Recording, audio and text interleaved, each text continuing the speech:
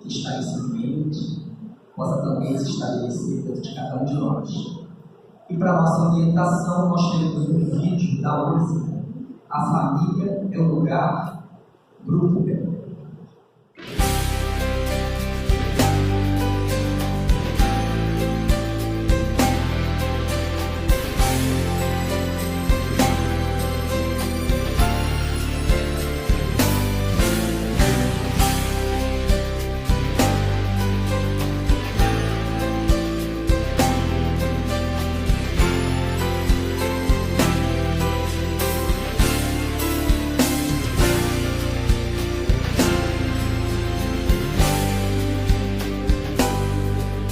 Talvez eu viva bem sozinho e assim possa continuar, mas sei que tenho um compromisso e eu não posso me enganar.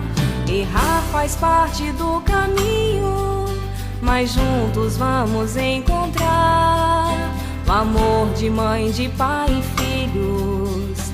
A família é o lugar. São muitas casas pelo mundo, mas muito poucas têm um lar. Eu vou tentar fazer de tudo pra esse laço apertar. Errar faz parte do caminho, mas juntos vamos encontrar o amor de mãe, de pai e filhos. A família é o lugar. Talvez eu viva bem sozinho e assim possa continuar, mas sei que tenho um compromisso e eu não posso me enganar.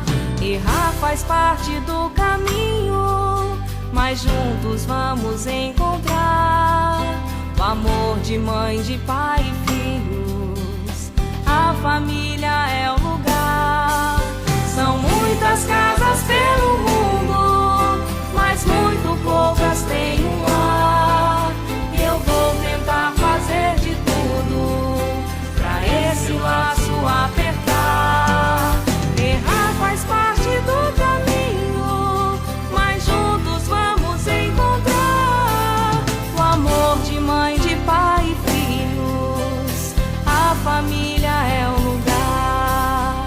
A família é o lugar. A família é o lugar.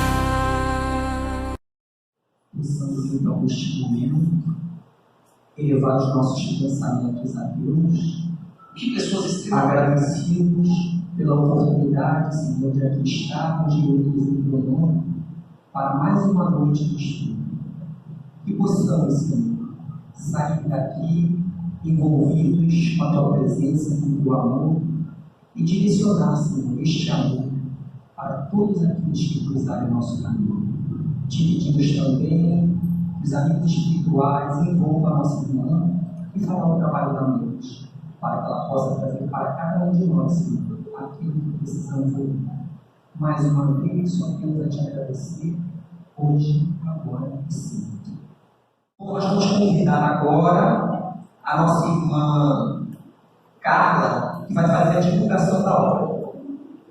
Hoje nós trazemos esse belíssimo livro chamado Boa Nova. Não sei se todos conhecem, mas aqueles que não conhecem hoje vão sair daqui com vontade de conhecer. Esse livro ele é psicografado por Francisco Cândido Xavier pelo espírito de Humberto de Campos. O espírito de Humberto de Campos traz para nós, nesse livro, várias mensagens, várias passagens evangélicas. E dentro dessas passagens, ele vai relatando, ele relata passagens, muitas que nós já conhecemos, através da Bíblia e de outras escrituras, mas ele também traz para nós algo a mais, que a espiritualidade passa para nós, mais informações. Então, hoje, dentro dessas lições, ele traz 30 passagens dentro desse livro. E aí nós separamos aqui, para falar rapidamente, na divulgação, a lição de Nicodemos. Eu não sei se todos conhecem Nicodemos, a história de Nicodemos com Jesus, o encontro que Nicodemos teve com Jesus.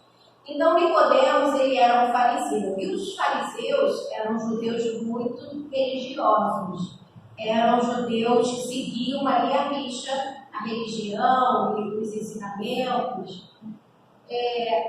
Nicodemos foi ter com Jesus, porque ele, como era muito religioso, muito seguidor, ele foi ter com Jesus e teve o seguinte diálogo com Jesus: Mestre, bem sabemos que vindes de Deus, pois somente com a luz da assistência divina poderias realizar o que tens efetuado, mostrando o sinal do céu em vossas mãos.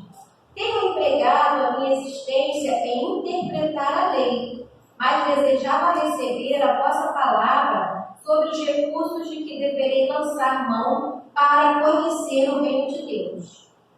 Jesus sempre tem uma palavra como resposta. Jesus disse: o mestre sorriu bondosamente e esclareceu: primeiro que tudo, Nicodemos, não basta que tenhas vivido a interpretar a lei.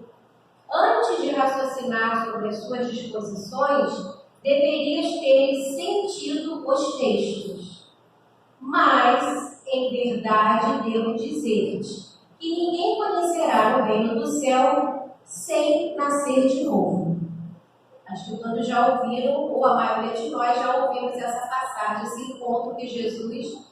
Só que nessa mensagem, Humberto de Campos, ele fala onde Jesus estava, com quem Jesus estava quando Nicodemos interpelou ele. E Jesus estava acompanhado de 2 apóstolos, que era o André e o Tiago, que acompanhavam Jesus. E eles ouviram essa conversa, eles ouviram Jesus falar para Nicodemos que para conhecer o reino do céu precisava nascer de novo. Nicodemos não conseguiu alcançar essa informação, mas ficou tentando processar. Na verdade, ele tem um diálogo que continua aqui de Nicodemos com Jesus, então vamos ler. Mas o André e o Tiago ficaram confusos, até porque não tinham ouvido aquilo ali.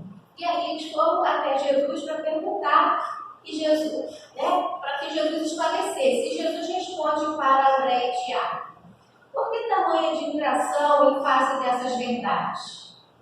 Perguntou-lhe Jesus bondosamente: as árvores não renascem depois de podadas? Com respeito aos homens, o processo é diferente, mas o espírito de renovação é sempre o mesmo. O corpo é uma veste, o homem é seu dono. Toda roupagem material acaba a rota, acaba a trajetória. Porém, o homem que é filho de Deus encontra sempre em seu amor os elementos necessários à mudança do vestuário. A morte do corpo é essa mudança indispensável, porque a alma caminhará sempre através de outras experiências até que consiga a imprescindível provisão de luz para a estrada definitiva no reino de Deus, com toda a perfeição conquistada ao longo dos muitos caminhos.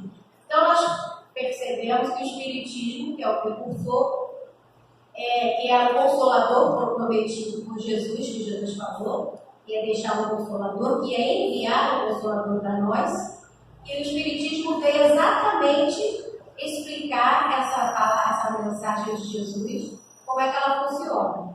Mas essa mensagem de Jesus não ficou escrita na história. E por que ela não ficou? Porque aí Tiago e André falaram para Jesus: então vamos espalhar essa informação maravilhosa. Eu diria o mesmo, tá? Eu vou falar, vamos propagar, jogar isso para todo mundo.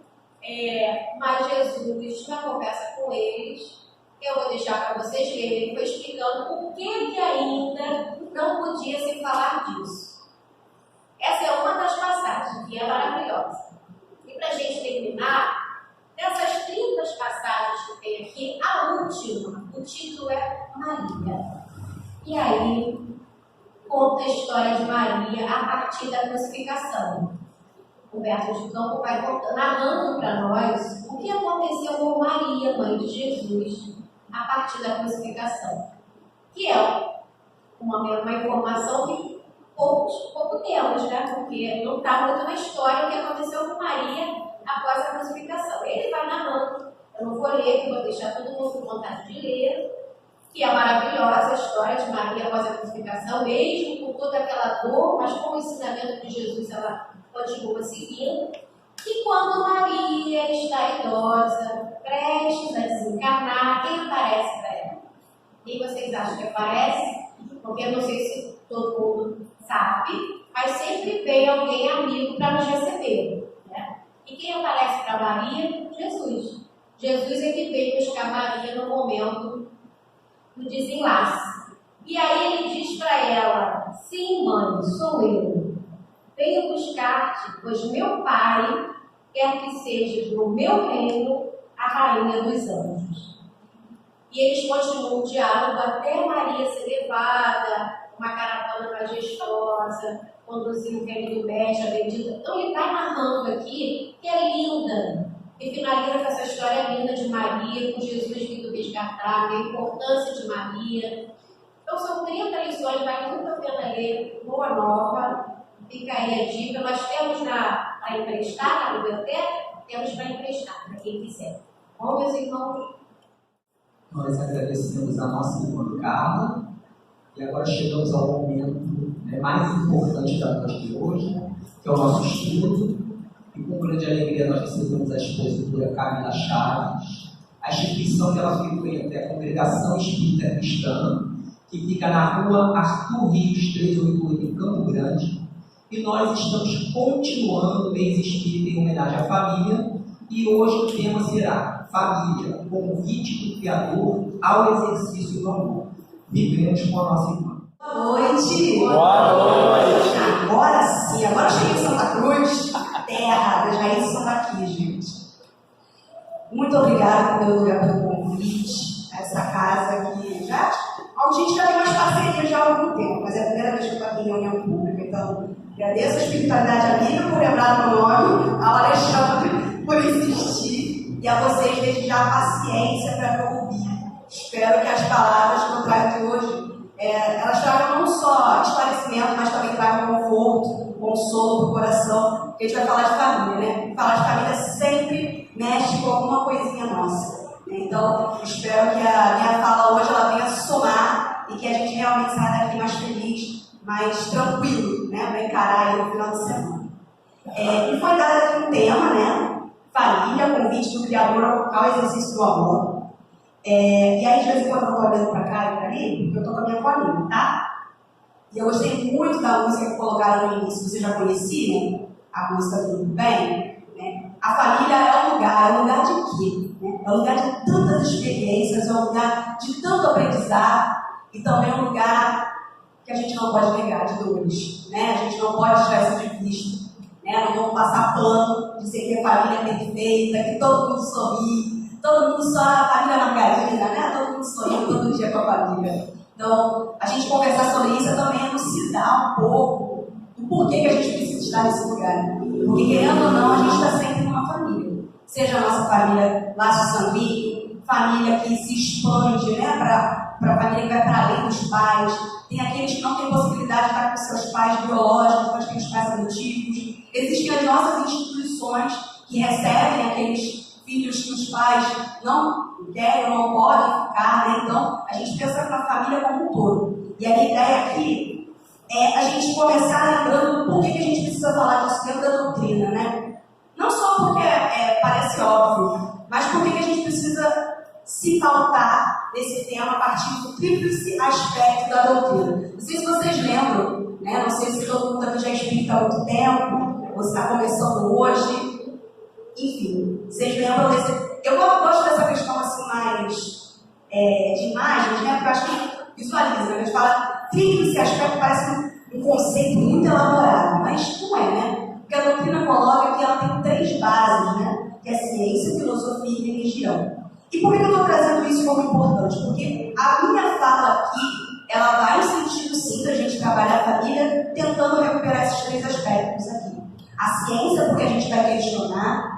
A filosofia, né, porque a gente vai começar a buscar as respostas, para a partir disso a gente chegar à religião, que nada mais é do que nos conectar novamente com Deus, com aquilo que Ele espera de cada um de nós. Porque não adianta a gente simplesmente falar que família é o lugar do amor, que família é o lugar da bondade, se a gente não faça isso pelo crivo da razão. O que significa isso? Significa aceitar tudo? Significa deixar do jeito que está? Então é um jeito que a gente vai tentar trazer aqui para a gente poder conversar. E aí agora eu preciso de uma resposta de vocês, tá? Porque assim, quem não me conhece, às vezes eu gosto de ouvir a opinião de vocês, tá? Só assim, não vou mais ficar muito porque está filmando, talvez não apareça a voz de vocês. Mas fala mais alto, para todo mundo poder se ouvir. É uma pergunta muito, muito difícil. Vale pontos para direto para nosso lado, não. Tá bom? Então vamos lá. São vários tipos de família aqui na foto. Qual modelo de família é o certo?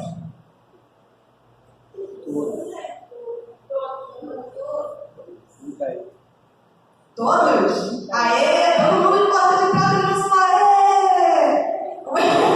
Por que eu trouxe isso, gente? Que já se foi o tempo que a própria ciência dizia que existia um modelo de família. Família é mãezinha, paizinha, 2 filhinhos, que a gente vê na propaganda, né? E se possível branco, né? Porque os restos de família indígena, negro, misturado, não podia.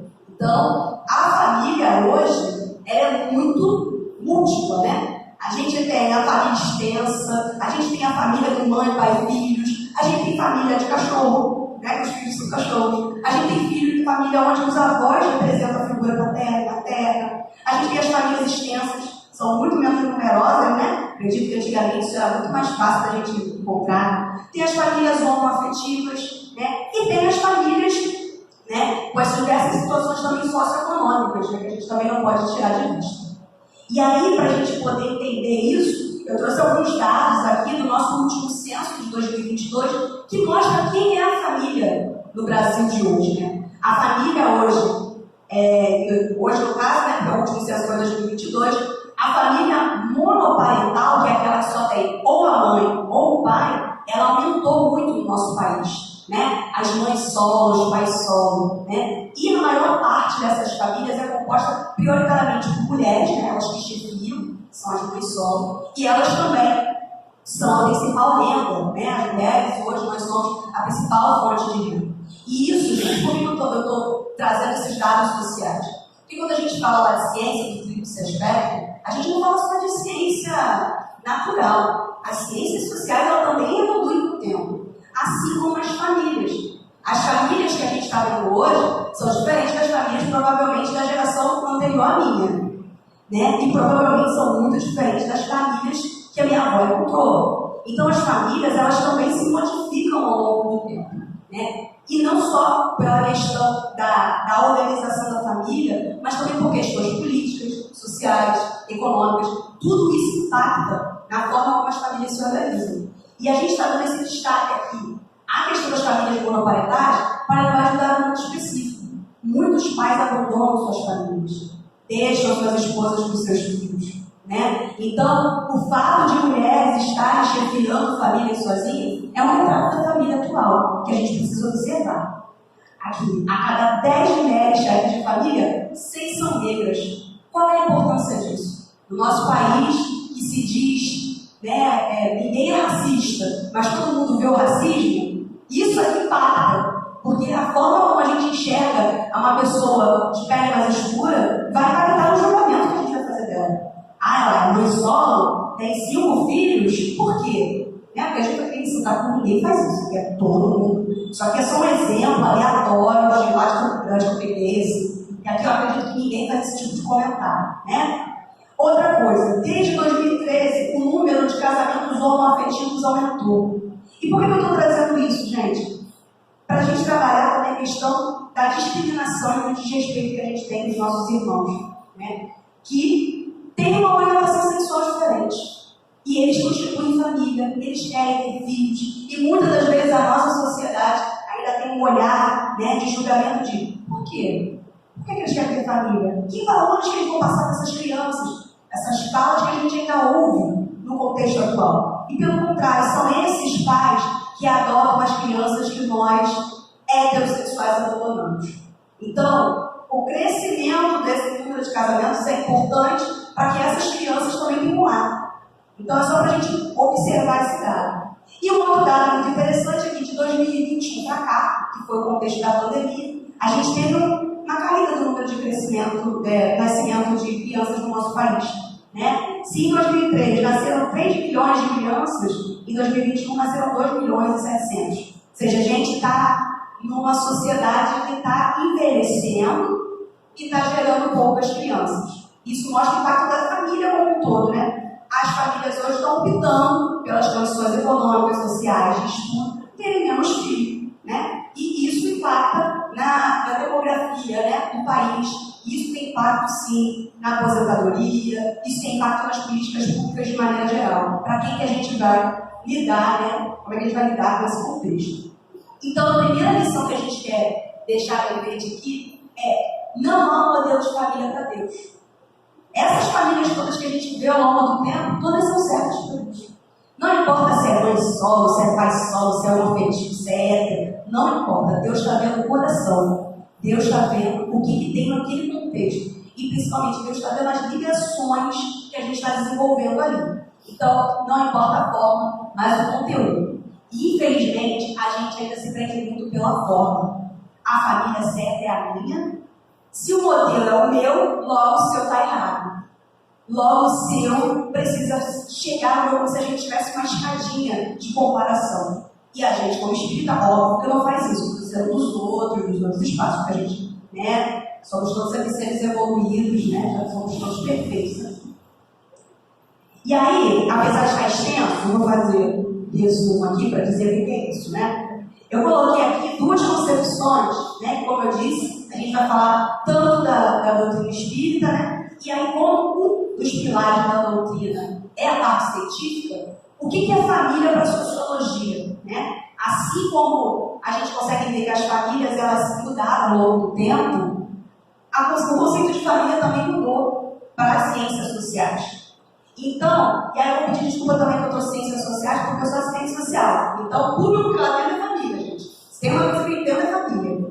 Então, a gente vai dizer aqui que a família é uma unidade social básica que é constituída por pessoas que elas estão unidas por laço, tanto de casamento, de sangue, aliança, adoção, que compartilham atribuições primárias, né? As pessoas têm lugares determinados dentro da família, e uns são responsáveis pela reprodução e cuidado dos membros, mas em geral são aquelas pessoas que vivem no mesmo teto, né? Então, família, para a sociologia, são as pessoas que estão reunidas debaixo da mesma casa. Então, a gente está debaixo do mesmo teto, a gente pode ser o quê? Uma família, né? Nós estamos ligados por esse laço. Mas só que a sociologia não tem um aspecto principal, né? Que é o que a doutrina coloca. Se vocês observarem, é uma concepção bem parecida. Porque lá no Evangelho segundo o Espiritismo, no capítulo 14, honrar seu pai e sua mãe, os Espíritos vão colocar para a gente, né? Kardec vai colocar, que família é um grupo de pessoas que estão reunidas por laços de sangue e também pelos laços espirituais. Né? Então, a gente consegue ver que ela pega a concepção das ciências sociais, mas amplia porque a gente vê para além, né? A gente está vendo para além dos laços físicos. Então, as famílias elas podem ser de 2 tipos, constituídas pelos laços espirituais e constituídas pelos laços corporais.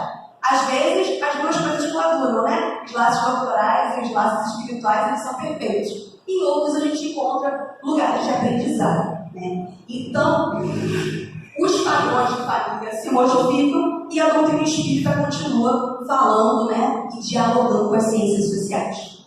E mais uma vez, vamos lá para os princípios do espiritismo, né? Quando a gente fala de família, a gente precisa lembrar disso, porque a gente consegue compreender de que maneira a gente, né, pode ser melhor membro dentro da família. A gente sabe, era poder segurar ali, eu ia perguntar para vocês, para ver se vocês estão afiados. Os princípios do espiritismo, né? A gente parte do princípio da existência de Deus, né?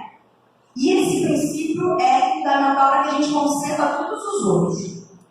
A gente, quando espíritas, a gente não só acredita como trabalha isso muito bem, que é a existência dos espíritos, nós somos criaturas criadas por Deus. Nossos espíritos, eles têm um ponto de partida, têm nascimento, mas ele não tem fim, a gente é eterno, né? Então, os nossos espíritos são criações divinas, né? Nós somos criações divinas que temos a alma imortal, por isso a imortalidade da alma. E aí, isso culmina na ideia de que existe uma pluralidade de existências, para que eu, espírito simples e ignorante, possa evoluir, todo o desenvolvimento que o espírito precisa alcançar para chegar à perfeição. Então, a gente acredita na pluralidade das existências.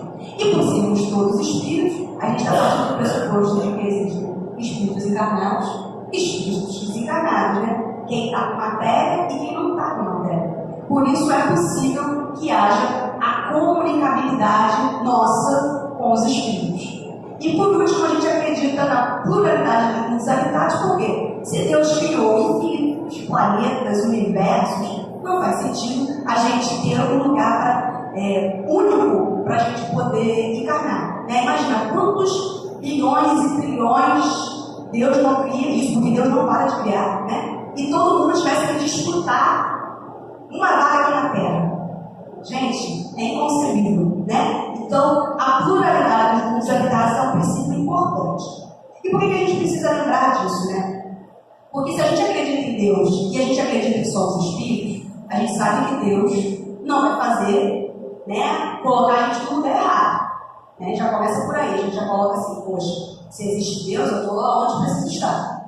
Mas eu, enquanto espírito, eu consigo reconhecer que eu estou em processo. A primeira coisa que a gente precisa aprender, né, não sei vocês, mas quando eu comecei a estudar, livros espíritos e tudo mais, eu sempre vi assim, meu Deus, eu sou um espírito simples e ignorante, eu preciso trabalhar para melhorar, eu preciso estudar para crescer.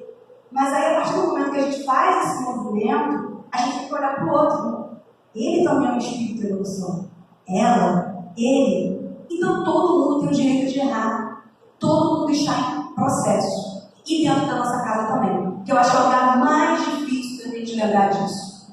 Quando a gente está dentro de casa, naquele momento da birra da criança, ou daquele momento que o casal briga, a gente não lembra aquele espírito que está em evolução, a gente não lembra que a gente está ali para aprender, a gente não lembra que ali a alma não lembra de nada. Né? Então, quando a gente coloca isso na cabeça de que estamos em processo, fica muito mais fácil para a gente chegar nessa terceira lição, né? Que Deus é tão maravilhoso que se a gente está nesse lugar que a gente precisa estar, se a gente passa pela situação que a gente precisa estar, a gente não só tem que lembrar que somos espíritos, né? Não é passar pano, né? É realmente ter esse olhar de perspectiva, né? Estamos todos aprendendo, mas a gente tem que lembrar que a gente tem uma coisa belíssima que é o esquecimento do passado.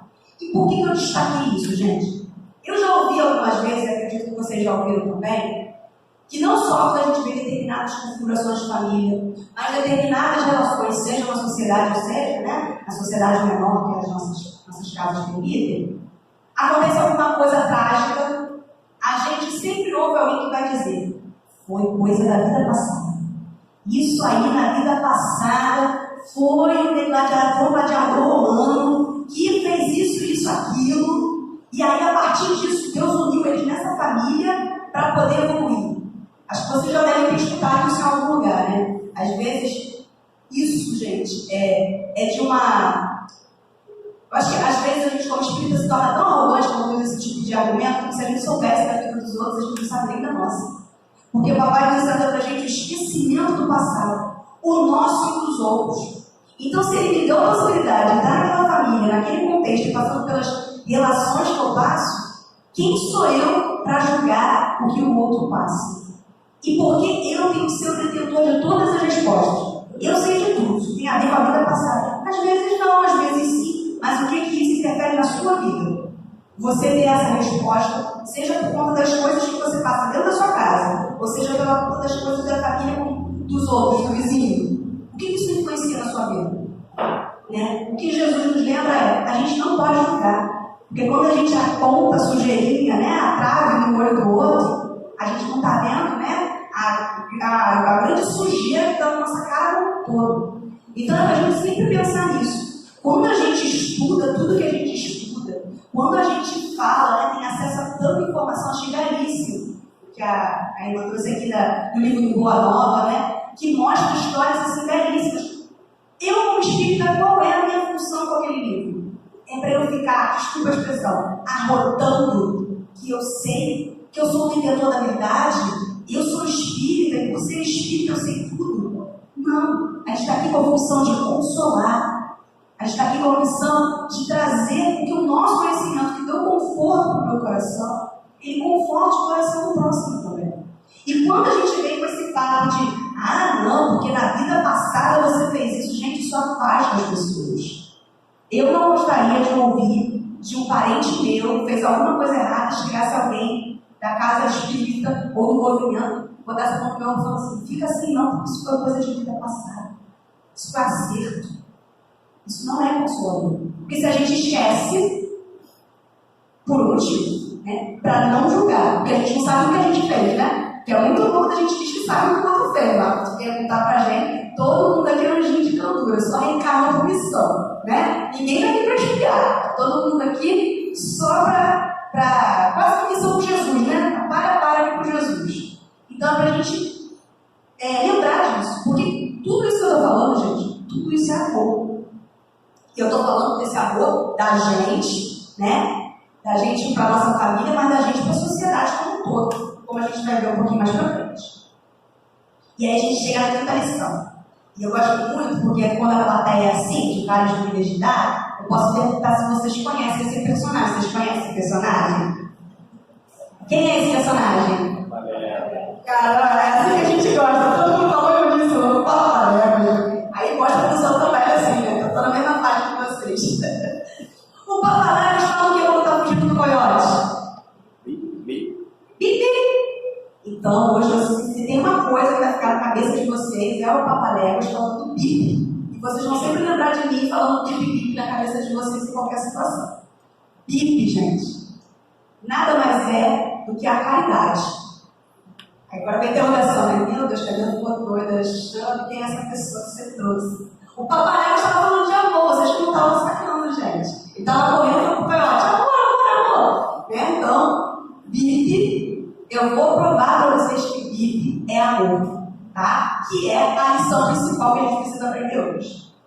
Bibi é benevolência, indulgência e perdão. Que lá no Livro dos Espíritos, quando Kardec pergunta, né, o que é a caridade, como Jesus ensinou, os Espíritos respondem assim: benevolência, indulgência e perdão. Mas só que eles são muito objetivos, né? Só taca ali as três palavras e você que corre atrás para entender o que significa.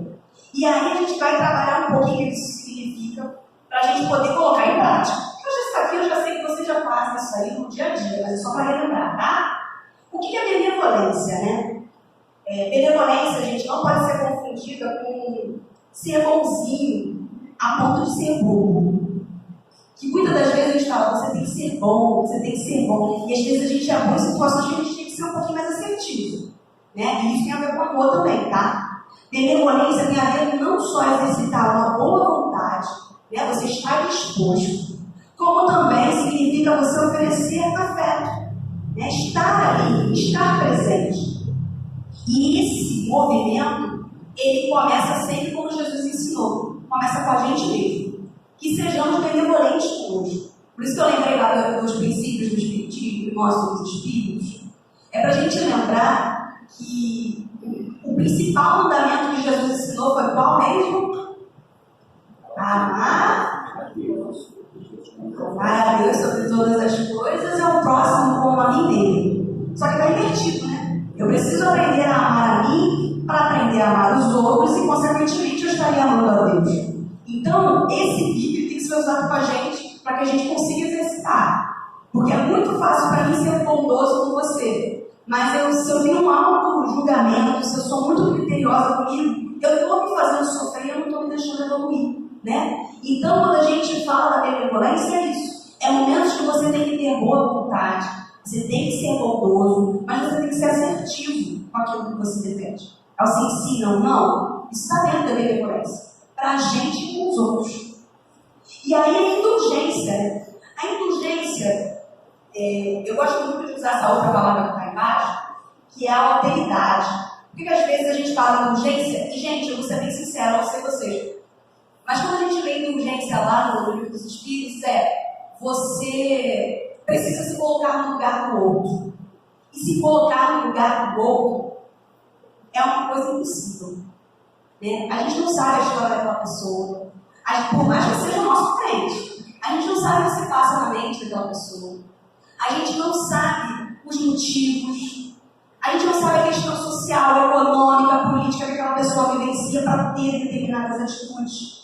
Então, a palavra que eu gosto de usar, que é um sinônimo, mas que eu acho que faz muito mais sentido do que a gente fala aqui, é a alteridade. A alteridade é você reconhecer o outro.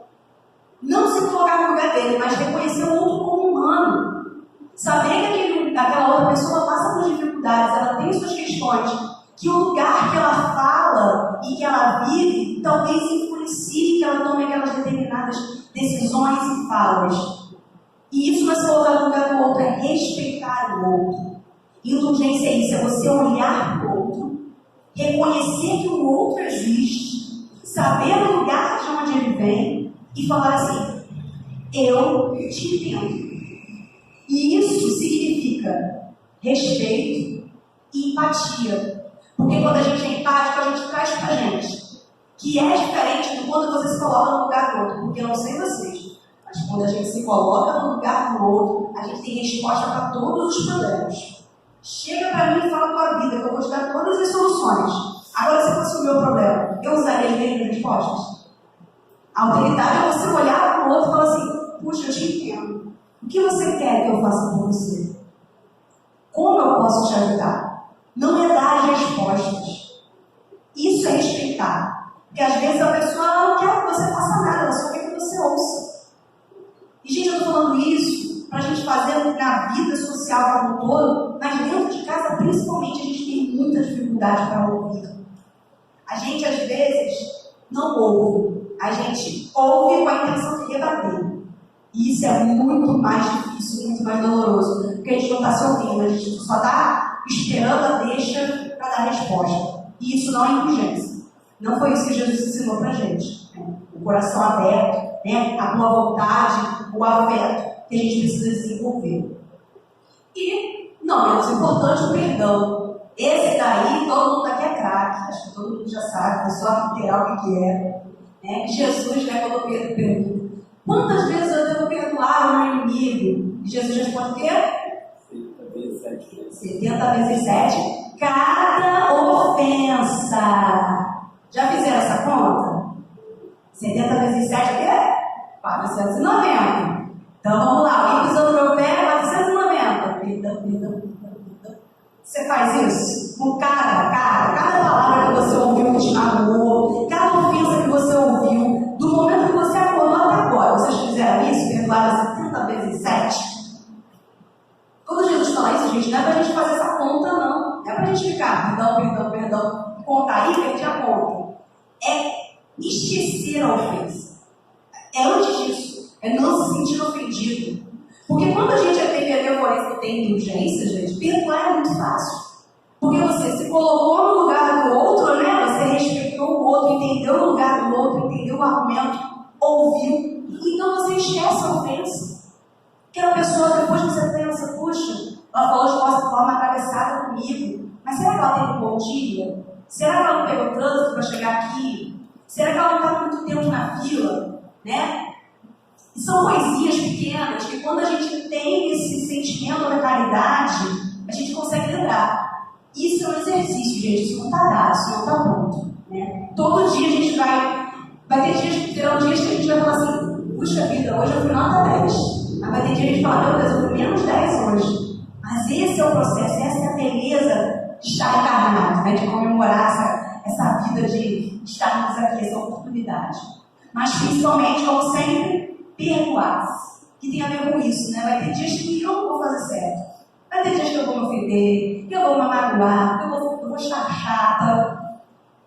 E eu também tenho o direito de me sentir assim, porque a vida às vezes pede isso. Né? A gente tem momentos de recolhimento, de ficar mais triste, momentos mais felizes, né? Mas a gente, com esse movimento do BIP, a gente consegue se desenvolver e desenvolver a caridade com a gente e com os outros. Né? Que é o que está lá no capítulo, aí eu vou resumindo, no capítulo lá da lei de justiça, amor e caridade.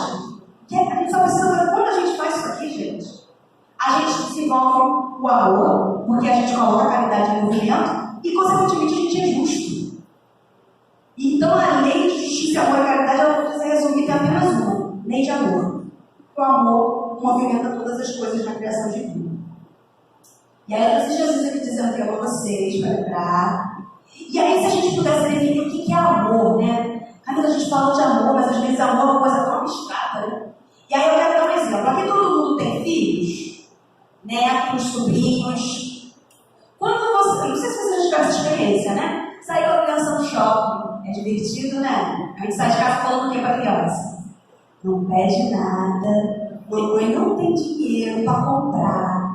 Primeira coisa que a criança faz quando chega no shopping, entra na loja mais cara do shopping e escolhe aquele que você não tem cartão de crédito para fazer uma graça, né? Aquele que você respira, você abaixa, você conversa. É boa também passar por isso. E aí a criança deita no chão, rola, grita, a gente fica. Aí o que você faz? A opção A: você saca o último dinheiro que tinha e compra, ou você pega a criança e tira da loja, ou a opção 3, não sabe o que fazer, fica chorando ali dentro em posição fetal com a criança. O que vocês, como pessoas responsáveis por uma criança, fazem? Tira a criança, né? E aí fala, né? Eu falei pra você que não podia, que mamãe e papai não tinha dinheiro, o vovô falou que ia dar. Né? Às vezes ela chorava, perturbada, e ficava meio chateada, porque eu não vai esquecer. Gente, isso é amor. Eu sei que pode parecer a coisa mais boa do mundo, mas amor é dar limite, gente. Quando você deu esse não para essa criança, você já tinha falado por que ia dar um não. Você já sabe ficar se explicando.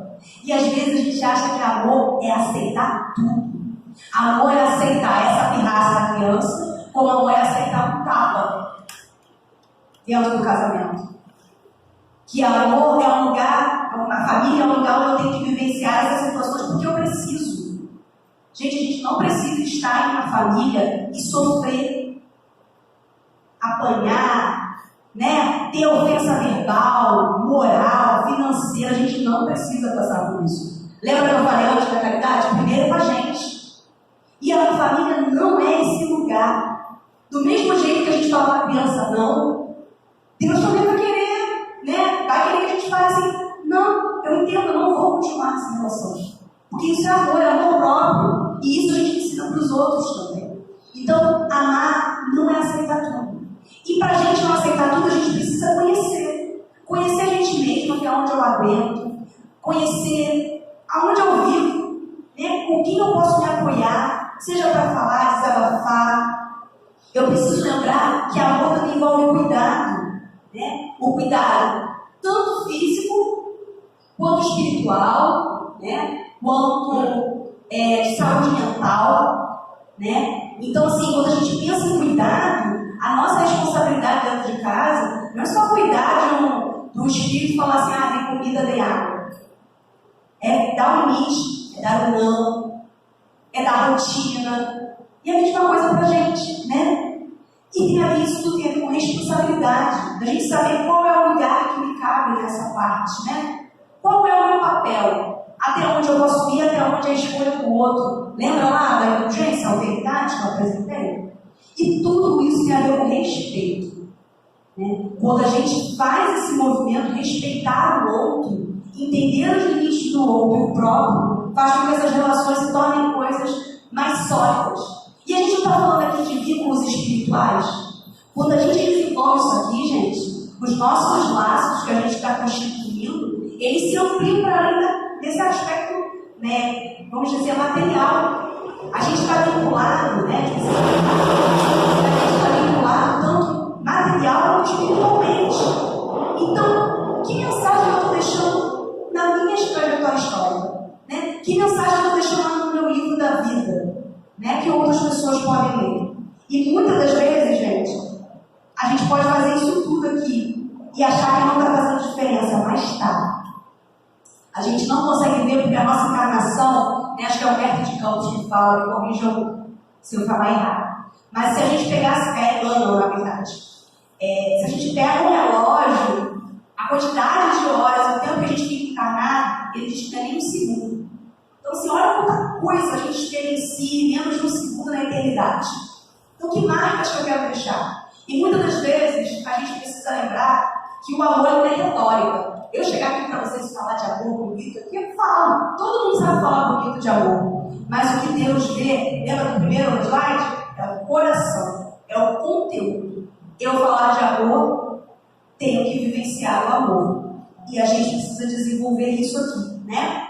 E lembrar que todas as virtudes precisam do amor, né? O amor, ele por si só não existe. Mas a esperança com amor é uma coisa. A esperança sem amor é outra, né? A gente tem que pensar em todas as virtudes que a gente precisa desenvolver. A humildade, a modéstia, né? Todas essas características, quando tem amor, né? Amor, como a gente mostrou anteriormente, elas se potencializam, elas se expandem, né?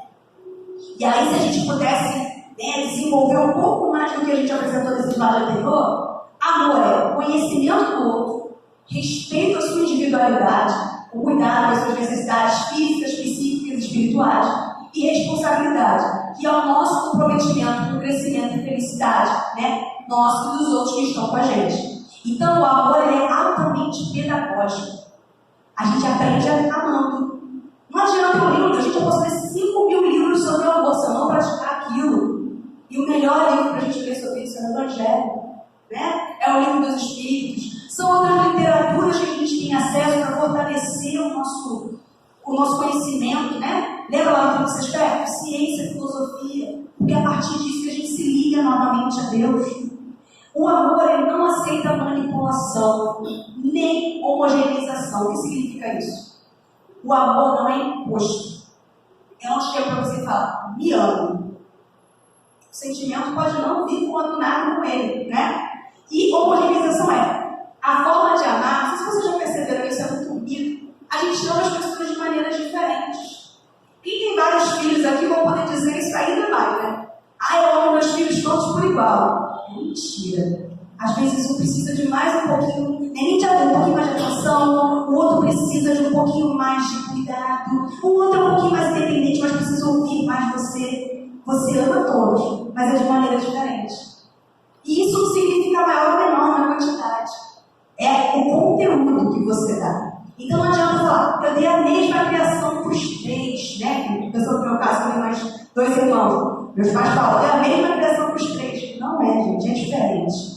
Acho que todo mundo que tem irmão não consegue perceber quando é diferente, né? Mas é diferente que às vezes um precisa de um pouco mais de atenção aqui e você talvez precise de menos aqui do outro lado. Mas existe diferença, porque o amor, ele não é homogêneo, ele não é uma receita de bolo que você vai fazer e vai encaixar em tudo. Porque se você tentar encaixar em tudo, na verdade você não vai estar promovendo amor. Você vai estar trazendo dor e sofrimento para as pessoas, porque você quer que elas se encaixem num quadradinho. E as pessoas não são quadradinhas, né? São ovais, são triangulares, são multiformes, né? E aí, isso significa enxergar o outro em sua potencialidade. Gente, isso tem tudo a ver com Deus. Deus não está vendo a gente, a Camila hoje, aqui que está falando com vocês. Deus já sabe como é que eu vou estar lá. Deus já sabe quem é a Camila perfeita. Ele já sabe quem eu sou. Ele me conhece, como nem eu mesmo me conheço. Então, quando a gente olha para o outro com essa potencialidade, e não só os limites, porque a gente tem limites e potencialidade. Quando a gente reconhece que o outro tem muita possibilidade, às vezes é só um empurrãozinho que ele precisa. Quando você fala, eu acredito em você, eu te escuto, eu te vejo.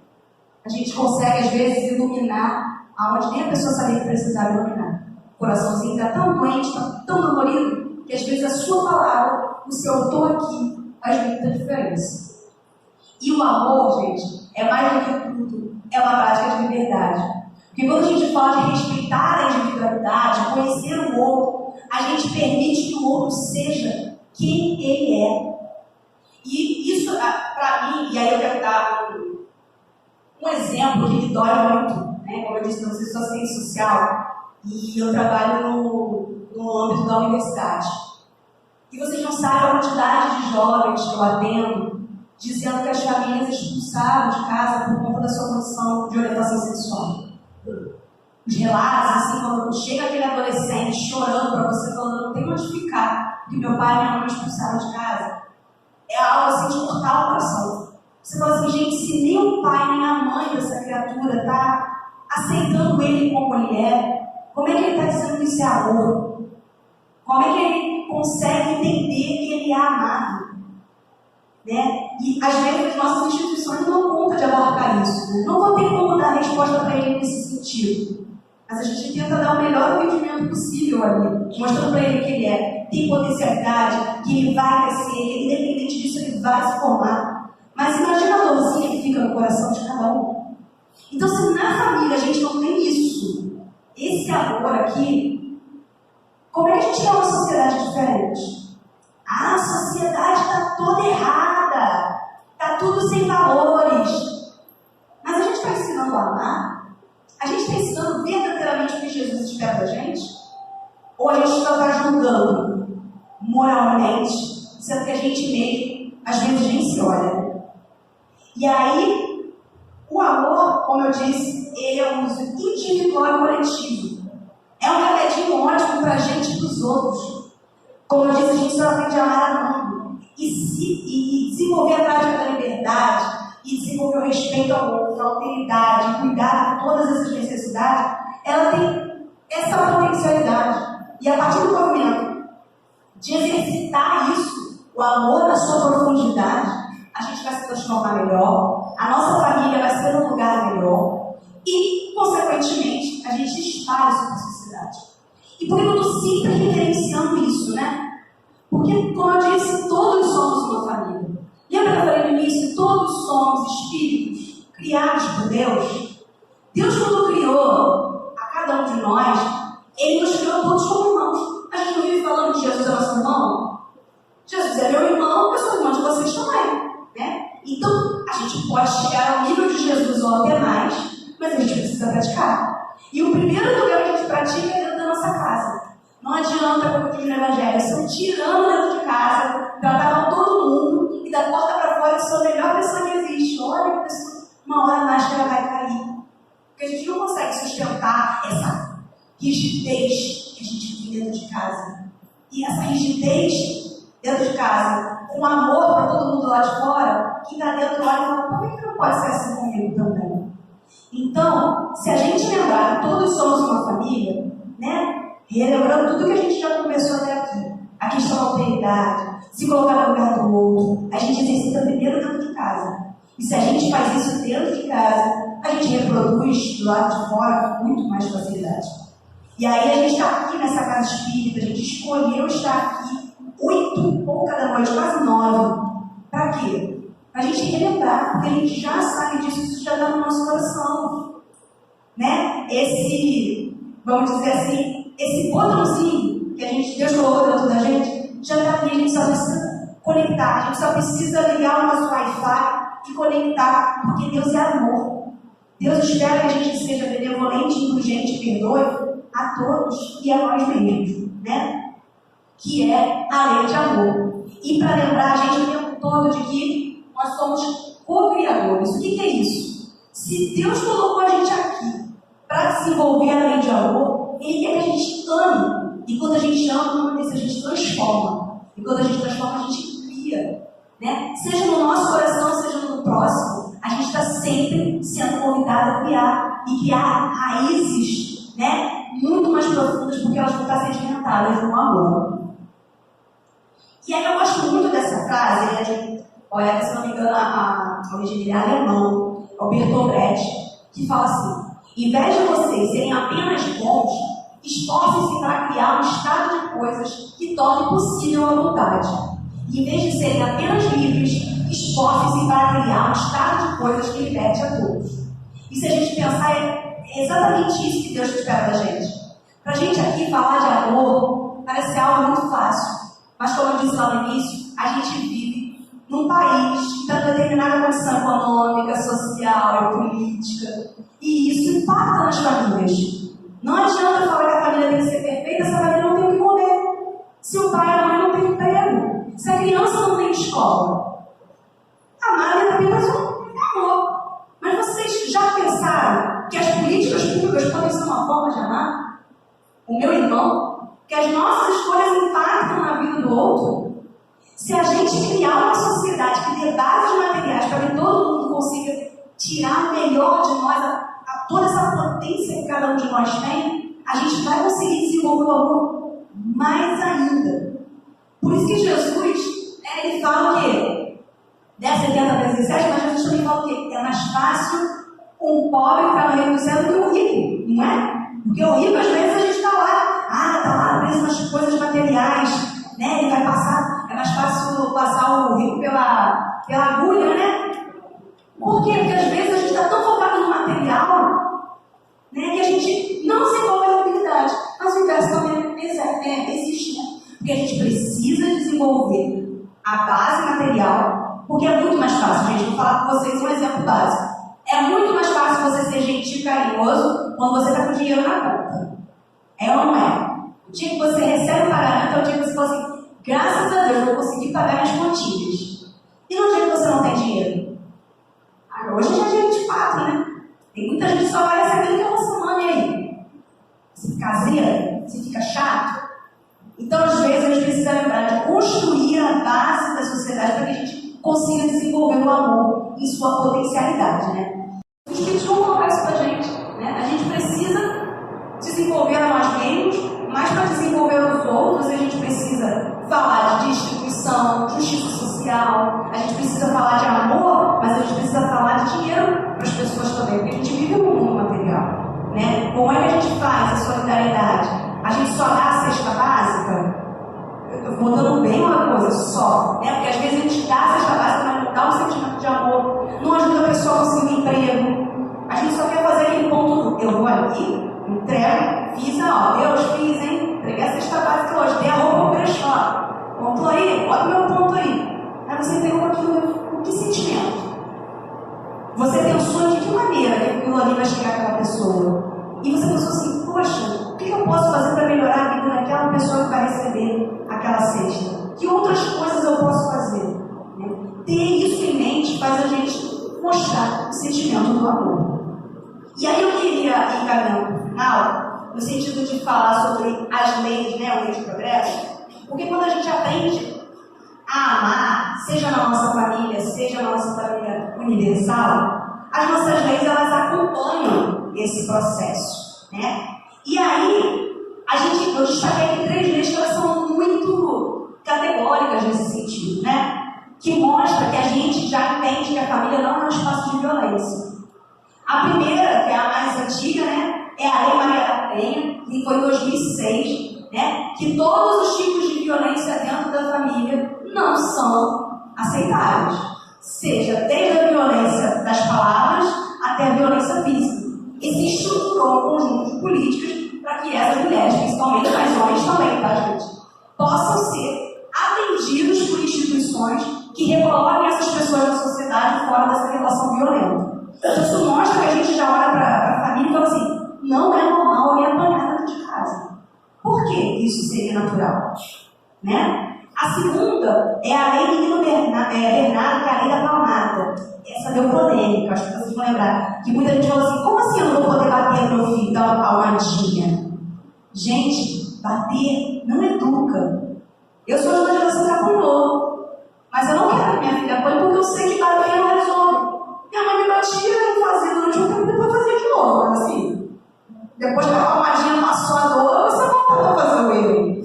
Então, a lei da palmada, porque mesmo que a sua mãe só te desse uma palmadinha, existem famílias que espancam seus filhos. Espancam ao ponto de levar ao desenlace de uma criança. Então, não é aceitável que uma criança apanhe. Isso não é amor. Violência não educa, violência traz medo. E a mais recente foi a lei de 2022, a lei Henri Borel, né, que foi a partir de uma fatalidade que aconteceu, né, mas foi recente, e que cria medidas protetivas. Porque chegou um momento em que a lei da palmada não foi suficiente, porque ainda tinha pai e mãe machucando seus filhos. Então, a medida do Estado intervir e falar, então, essa criança não fica mais aqui.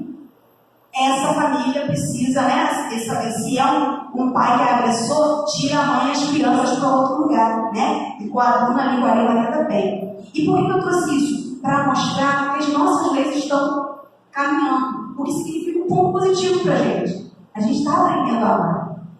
Né? A gente, por mais que às vezes essas leis elas tragam questionamentos, elas têm que trazer questionamentos no sentido de por que a gente precisa fazer isso ainda hoje, em 2024? Falar que não pode bater, que mulher apanhar não é normal. Estamos no século XXI, quantos séculos a gente ainda precisa para entender que a família é um lugar de amor. E para encerrar, eu trouxe essa chargezinha dos bichinhos de jardim, que é feita pela uma amiga nossa, Clara Gomes, que ela é espírita, ela tem essas tirinhas aqui, e para encerrar eu queria ler aqui para vocês. Então, o caracol e a minhoquinha conversando, tá? A minhoquinha pergunta: Caramelo, o que é mágoa? É tipo uma nuvem, densa e sombria. E o que é raiva? É um estrondo de trovões ameaçadores. E angústia é o quê? Uma chuvinha constante, fria e isoladora.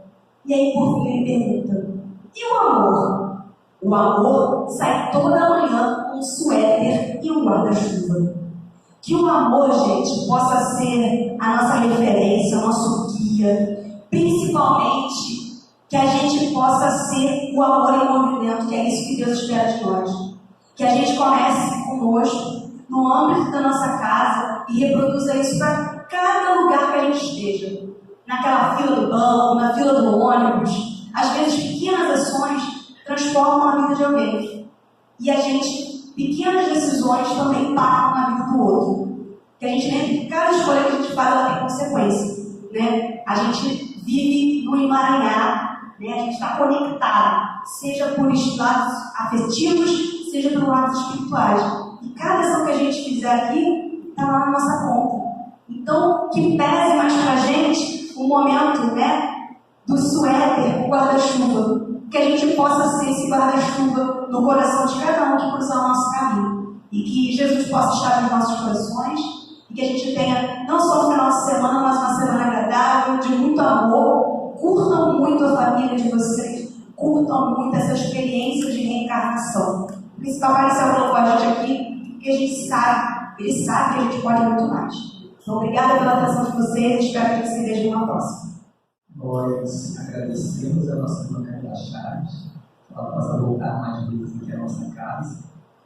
Possamos elevar o pensamento a Deus, neste momento, aqui sim.